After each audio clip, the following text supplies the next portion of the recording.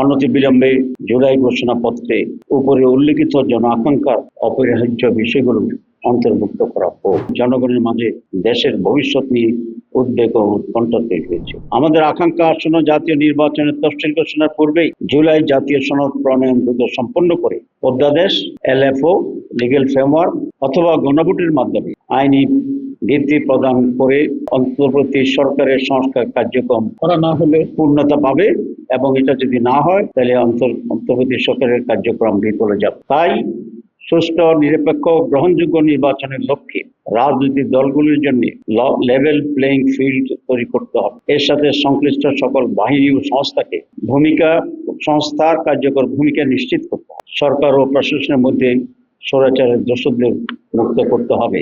নির্বাচন কমিশন সহ প্রশাসনের সকল স্তরে নিরপেক্ষতা নিশ্চিত করতে হবে। প্রিয় সাংবাদিক বন্ধুগণ, বাংলাদেশের আপামর জনসাধারণ জুলাই জাতীয় ঘোষণাপত্রকে কেন্দ্র করে যে প্রত্যাশা নিয়ে অপেক্ষা করছিল তা পূরণ না হয় জনগণের মাঝে দেশের ভবিষ্যৎ নিয়ে উদ্বেগ ও উৎকণ্ঠা তৈরি হয়েছে।